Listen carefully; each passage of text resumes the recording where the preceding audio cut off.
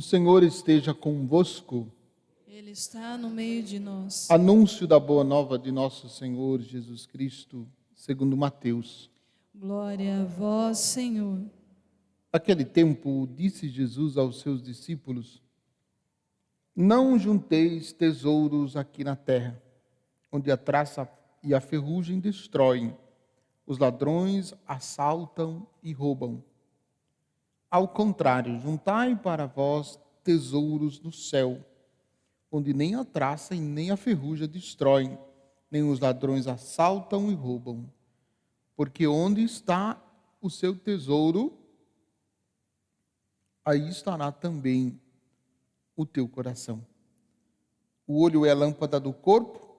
Se o teu olho é sadio, todo o teu corpo ficará iluminado. Se o teu olho está doente, todo o teu corpo ficará na escuridão. Ora, se a luz que existe em ti é escuridão, como será a escuridão? A grande escuridão? Palavra da salvação. Glória a vós, Senhor. Que as palavras do Santo Evangelho perdoe os nossos pecados. Que assim seja. Podem sentar um pouquinho.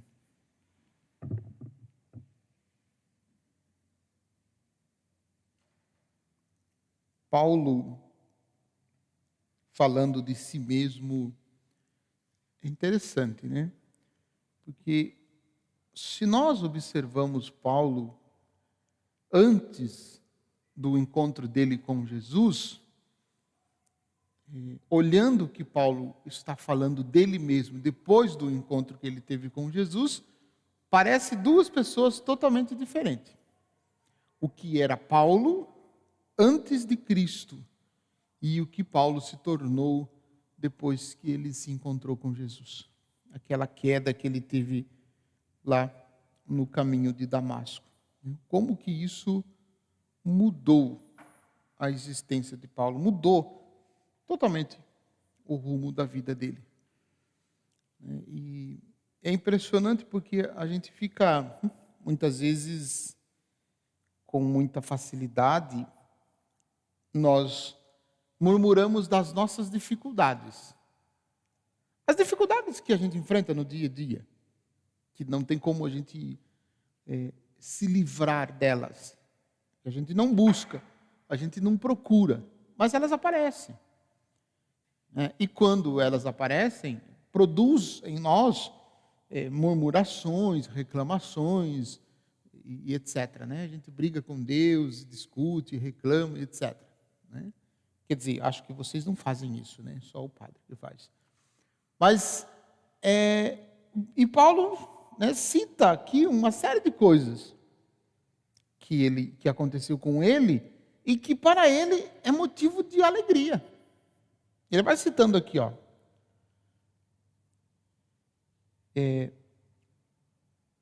começando no versículo 22. São hebreus? Eu também. São israelitas? Eu também.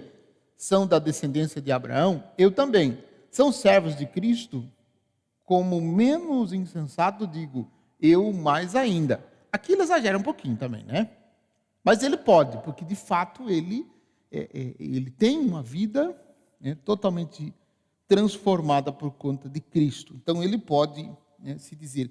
Mas aí continua. De fato, muito mais do que eles, pelos trabalhos, pelas prisões, pelos açoites sem conta, muitas vezes vi-me em perigo de morte, 5 vezes recebi dos judeus 40 açoites menos 39 açoites, porque era a quantidade que uma pessoa aguentava, segundo dizia a prescrição da lei. Se uma pessoa levasse 40 chibatadas, a pessoa morreria. Então, o máximo que a pessoa aguentava era 39, por isso 40 menos 1, que Paulo, ele citando, falando dele mesmo. 3 vezes fui batido com varas e uma vez fui apedrejado. 3 vezes naufraguei. Passei uma noite e um dia no alto mar. Aí, deixa eu te perguntar, onde estão as tuas dificuldades? onde estão as tuas tribulações? Já passou pela metade do que Paulo passou? Se nós não passamos pela metade do que Paulo passou, nós ainda não passamos por dificuldades. Agora veja, o porquê que Paulo passou por todas essas dificuldades? Por causa de Jesus. Aqui é que está a diferença. Talvez a gente passe por tribulações semelhantes na nossa vida, mas acredito que nenhuma delas é por causa de Cristo. A gente passa por outros motivos, né? E Paulo passou tudo isso por causa de Jesus. Porque Jesus entrou na vida dele e mudou completamente o rumo da sua existência. Mudou completamente o significado da sua vida. Mudou completamente o que ele pensava de si mesmo, né? Aí ele vai, na sequência, né, citar aqui umas coisas importantes. Fiz inúmeras viagens com inúmeros perigos, raios, ladrões, perigos da parte dos meus compatriotas, pagãos, na cidade, nos lugares desertos, no mar, para os falsos irmãos, trabalhos e fadigas, inúmeras vigílias, fome e sede, frequentes jejuns, frio, nudez, sem falar de outras coisas, e minha preocupação de cada dia. O que quero ressaltar é que depois, né, num outro texto, na carta aos Romanos, se não me falha a memória, no capítulo 8, Paulo vai citar essas coisas. Ele vai fazer aquela pergunta: quem pode me separar do amor de Cristo? E ele cita todas essas realidades de novo, dizendo que nada, nenhuma dessas realidades poderá nos separar. Então, se nós passamos isso que Paulo passou, ou se nós passamos por situações semelhantes a essas tribulações que Paulo passou, por causa de Jesus, se nós passamos por causa de Jesus, essas tribulações devem ser para nós motivo de alegria, motivo de esperança. Porque passar tudo isso por causa de Jesus é uma coisa boa. Embora tudo isso seja, humanamente falando, desagradável. Né? Ninguém gosta de apanhar, né? Vai apanhar à toa? Não, né? Mas por causa de Jesus. Então, passar tudo isso por causa de Jesus é motivo de alegria. Aí, versículo 29 e 30, ele termina de forma brilhante. Quem é fraco, quem é fraco, que eu também não seja fraco com ele? É uma pergunta. Então, ele também se fez fraco com os fracos. Quem é escandalizado, que eu não fique ardendo de indignação? Se é preciso gloriar-se, é de minhas fraquezas que me gloriarei. Versículo 30 termina de forma estupenda. Se tem motivo para se gloriar, é das fraquezas. Aí, nesse ponto, a gente se identifica com Paulo.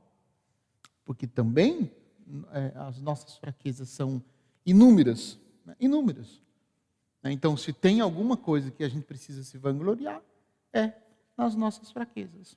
O resto é tudo graça de Deus manifestada em nossa vida.